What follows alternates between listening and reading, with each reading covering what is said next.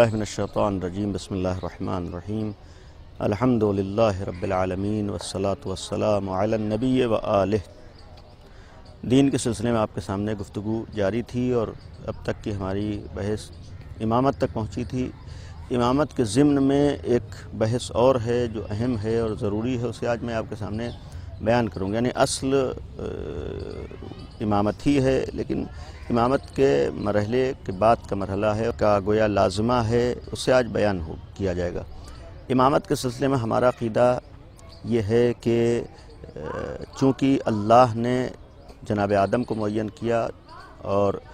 اگر تاریخ پر اور قرآن پر نگاہ اٹھائیں کر دیکھیں تو چونکہ اللہ نے جناب آدم کو معین کیا تھا اور شیطان نے جناب آدم کے ماننے سے انکار کیا، لہٰذا راندہ بارگاہ ہو گیا اور بارگاہ خداوندی سے نکال دیا گیا۔ اس کا ایک مفہوم یہ ہے کہ اللہ کے معین کیے ہوئے کو ماننا ہمارے لیے ضروری ہے، تبھی ہم اللہ کے ماننے والے کہلائیں گے۔ یعنی شیطان اگر اللہ کا ماننے والا نہیں قرار پایا تو اس لیے کہ چونکہ اس نے جسے اللہ نے منوایا تھا اسے نہیں مانا۔ یہی معاملہ غدیر میں بھی ہوگا کہ غدیر میں قرآن کی آیت گواہ ہے کہ اللہ نے پیغمبر کے ذریعے سے امام علی کو معین کروایا، لہٰذا امام علی کا ماننا گویا پیغمبر کا ماننا ہوگا اور امام علی کا ماننا اللہ کا ماننا ہوگا۔ اسی لیے ہم لوگ یہ عقیدہ رکھتے ہیں کہ اللہ کی ولایت کی تکمیل ہوتی ہے ولایت امیر المومنین کے اوپر، یعنی جب تک امیر المومنین کی ولایت کا اقرار نہ کیا جائے نہ تو اللہ کی ولایت مکمل ہوگی اور نہ اس کے بعد رسول کی ولایت مکمل ہوگی۔ یعنی اللہ کی ولایت کی تکمیل ہی مولا کائنات بلکہ 12 اماموں کی ولایت کے اوپر ہوتی ہے، اور یہ ولایت ضروری ہے، لازمی ہے، اس کے بغیر حق نہیں ہے، یعنی ایمان اور نجات اور کامیابی نہیں ہے۔ لہذا ہمارے لیے واجب ہے کہ اگر ہم اللہ کو ولی مانتے ہیں تو رسول کو بھی ولی مانیں، اور رسول کو ولی مانتے ہیں تو امیر المومنین کو ولی مانیں، اور امیر المومنین کو مانتے ہیں تو سلسلہ بسلسلہ آخری امام تک یعنی 12ویں امام تک کو ہم ولی مانیں، اور گویا یہی ماننا ہی بعد والے کا پہلے والے کو ماننا کہلائے گا۔ اب اگر ہم دیکھتے ہیں تو پیغمبر نے بھی اپنے بات کے لیے امام علی کو معین کیا ہے، اور پھر 12ویں امام تک ولایت کا سلسلہ جاری ہے، اور آج بھی ولایت کا سلسلہ وہی ہے جو پردہ غیب میں ہے۔ لیکن غیبت کے زمانے میں ایک سوال پیدا ہوتا ہے کہ آیا غیبت کے زمانے میں صرف اسی ولایت کو مان لینا کافی ہے، یا امام نے بھی ہمارے لیے کوئی حکم دیا ہے اور کوئی تاکید فرمائی ہے؟ تو روایات موجود ہیں کہ ائمہ معصومین نے بھی اپنے بات کے لیے یعنی غیبت کے زمانے کے لیے بھی کچھ افراد کو معین کیا ہے اور کچھ افراد کے سلسلے میں بیان کیا ہے۔ گویا جب غیبت کا زمانہ ہو، مفہوم ہے جب غیبت کا زمانہ ہو اور تمہاری رسائی امام تک نہ ہو، تم علماء کے ذریعے سے اور فقہا کے ذریعے سے امام کے دین کو لو۔ جس طریقے سے امیر المومنین کو ماننے کا مطلب یہ نہیں ہے کہ اللہ کے مقابلے پر مان رہے ہیں، نہیں، بلکہ امام علی کو ماننے کا مطلب ہے کہ امام علی سے ہم خدا تک پہنچیں۔ غیبت کے زمانے میں بھی یہی معاملہ ہے کہ علماء اور مراجع کو ماننے کا مطلب ہے کہ ہم ان کے ذریعے سے امام تک پہنچ سکیں۔ لہذا جو ایک تصور تقلید کا آتا ہے، تقلید کا مطلب یہی ہے کہ ہم امام تک پہنچنے کے لیے ایک معتبر اور مطمئن ذریعے کو اپنائیں جس سے امام تک ہماری رسائی ہو جائے۔ اور روایات کی جہاں تک بات ہے، خود چھٹے امام جعفر صادق علیہ السلام کی ایک روایت ایسے علماء اور ایسے فقہا کے سلسلے میں ہے کہ قد جعلتہ علیکم حاکمہ، یعنی ہم نے تمہارے اوپر انہیں حاکم بنایا ہے، یعنی ان کی بات تمہیں ماننا ہے۔ اور اسی میں کہا ہے کہ ان کی رد اور ان کا انکار میری رد و میرا انکار ہے۔ اور یہاں تک 11ویں امام علیہ السلام کی وہ مشہور معروف حدیث ہے کہ اما من کان من الفقہاء سائنا لنفسہ حافظا لدینہ مطیعا لامر مولاہ مخالفا علی ہواہ فللعوام ان یقلدوہ، یعنی 11ویں امام نے فرمایا کہ جو بعض شرائط رکھتا ہو، یعنی ہر ایک کی تقلید بھی نہیں ہو سکتی ہے بلکہ جس کے اندر شرطیں پائی جاتی ہیں۔ اما من کان من الفقہاء، سب سے پہلا اہل بیت کے در کا فقیہ ہو، فقاہت رکھتا ہو، صلاحیت رکھتا ہو، علم رکھتا ہو، مہارت رکھتا ہو، اور نفس کا محافظ ہو، نفس کا غلام نہ ہو، نفس کی پیروی نہ کرتا ہو بلکہ اللہ کا مطیع ہو، اللہ کی اطاعت کرنے والا ہو، رسول اور آل رسول کی اطاعت کرنے والا ہو، ہوائے نفسانی کا مخالف ہو۔ تو فرمایا تھا کہ عوام کے لیے لازم ہے، فللعوام، عوام کے لیے ضروری ہے کہ ان یقلدوہ، ایسے فقیہ کی جو جامع الشرائط ہو تقلید کریں۔ تو یہ گویا امامت کا ہی لازمہ کہا جائے گا، امامت ہی کا ایک حصہ کہا جائے گا، اور امامت کے سلسلے میں گویا امامت کے بارے میں ہمارے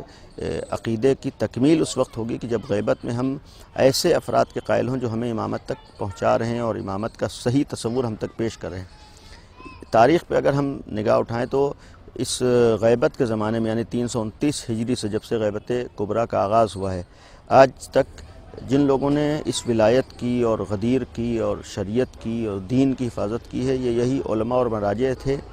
جنہوں نے زحمتیں کی ہیں، مشقتیں برداشت کی ہیں اور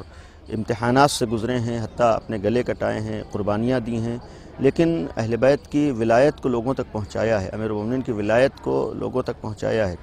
اس ولایت کی تبلیغ کی ہے اور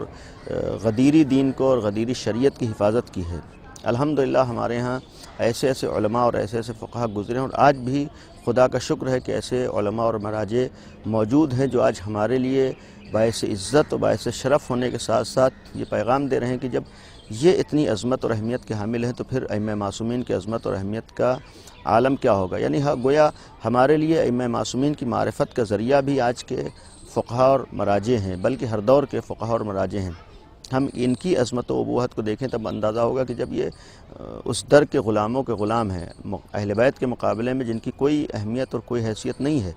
جب یہ اتنے مرتبے اور اہمیت کے حامل ہیں تو پھر اہل بیت علیہ السلام کا مرتبہ کیا ہوگا۔ تو آج بھی یہ ایسے علماء موجود ہیں اور ایسے فقہا موجود ہیں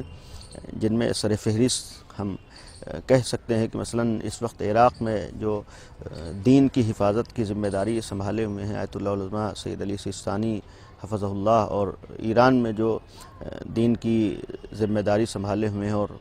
دین کا پیغام لوگوں تک پہنچا رہے ہیں آیت اللہ العظمیٰ سید علی خامنئی حفظہ اللہ، یہ اس طرح کے اور دیگر مراجع الحمدللہ ابھی بھی ہیں۔ خود قم میں بہت سے فقہا اور بہت سے مراجع ہیں، نجف اشرف میں بہت سے فقہا اور مراجع ہیں، اور بعض دیگر جگہوں پر۔ مقصد یہ ہے کہ ہم کوشش کریں کہ دین کو سمجھنے کے لیے، شریعت کو سمجھنے کے لیے، مذہب کو سمجھنے کے لیے جس کے بارے میں خود دین نے بتایا ہے اور خود خداوند عالم نے بتایا ہے۔ جس طریقے سے اللہ کے بعد اللہ ہی کے معین کیے ہوئے نبی و رسول کا ماننا ہمارے لیے ضروری ہے، جس طریقے سے آخری نبی کے بعد اللہ ہی کی جانب سے معین کیے ہوئے امام کا ماننا ضروری ہے، ہمیں کوئی حق نہیں ہے اپنی جانب سے جانشین یا امام کو معین کرنے کا، اسی طریقے سے غیبت کے زمانے میں بھی ہمارے لیے ضروری ہے کہ ائمہ معصومین نے جس کے بارے میں تاکید کی ہے، تائید فرمائی ہے، جس کے بارے میں ہمارے سامنے گویا ایک سیرت بھی پیش کی ہے، ہم ان کو اپنائیں، ان کو مانیں اور ان کی عظمت اور اہمیت کے قائل ہوں۔ آج کے زمانے میں ہمارے ضروری ہے کہ ہم علماء کی عظمت اور اہمیت کے قائل ہوں اور روایات معصومین کی روشنی میں یہ یقین رکھیں کہ علماء کا احترام در حقیقت ائمہ معصومین کا احترام ہے، اور ان کی توہین اگر کوئی کر رہا ہے تو وہ ائمہ معصومین کی توہین کر رہا ہے، اس لیے کہ یہ آج دین کا گویا ہمارے لیے ایک چہرہ ہے، دین پہنچانے کا ہمارے لیے ذریعہ ہے۔ اگر اس سلسلے میں ہمارے سامنے شبہات ہوں، اعتراضات، چونکہ یہ درس بہت ہی مختصر ہے اور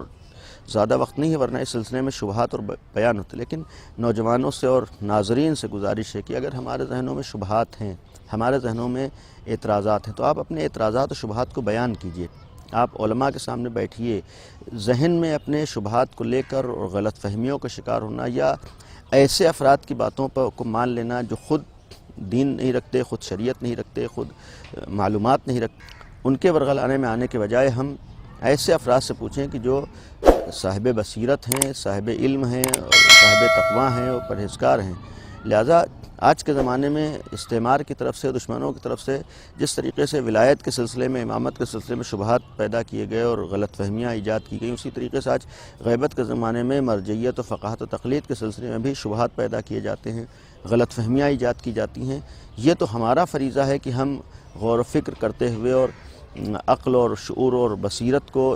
بروئے کار لاتے ہوئے پہچانے کہ ہاں ہمارا فریضہ کیا ہے اور ہماری ذمہ داری کیا ہے، ہمیں کس کو ماننا ہے، کس کو نہیں ماننا ہے، بجائے اس کے کہ ہم ادھر ادھر کی باتوں پر توجہ دیں۔ خود اہل بیت نے جو طریقہ بتایا ہے، بتائے ہوئے اہل بیت کے طریقے پر عمل کریں، اور دنیا اور آخرت کی نجات کی ضمانت صرف اہل بیت علیہ السلام کی پیروی میں ہے، اور اہل بیت کی پیروی کا تقاضا یہ ہے کہ غیبت کے زمانے میں علماء کو مانا جائے، مراجع کو مانا جائے۔ اگر ہمارے پاس علم اور صلاحیت ہے، یعنی ہم اجتہاد کے درجے تک پہنچ رہے ہیں، تو اپنے علم پر عمل کریں، اور اگر ہم اجتہاد کے درجے تک نہیں پہنچے ہیں، اتنا علم نہیں ہوا ہے، تو پھر ہماری ذمہ داری ہے کہ جنہوں نے اپنے کو وہاں تک پہنچایا ہے ان سے دین و شریعت کو لیں جسے ہم لوگ تقلید کہتے ہیں. ہم غلط فہمیوں کا شکار نہ ہوں, ہم دوسروں کے برغلاوے میں نہ آئیں. ہمارے لیے راستہ کھلا ہے, یعنی پہلی چیز ہمارے اوپر تقلید نہیں ہے, بلکہ پہلا راستہ ہمارے لیے خود آگے بڑھنا, محنت کرنا اور اپنے کو وہاں تک پہنچا دینا ہے کہ جہاں پر ہم خود دین و شریعت کو سمجھ سکیں, صاحب بصیرت و صاحب علم ہو سکیں. لیکن اگر نہیں ہوئے ہیں تو پھر کسی جاہل کے بہکاوے میں نہ آئیں, کسی جاہل کی پیروی نہ کریں بلکہ عالم کی پیروی کریں تاکہ ہم دنیا اور آخرت میں سرخرو ہو سکیں. وآخر دعوانا ان الحمدللہ رب العالمین.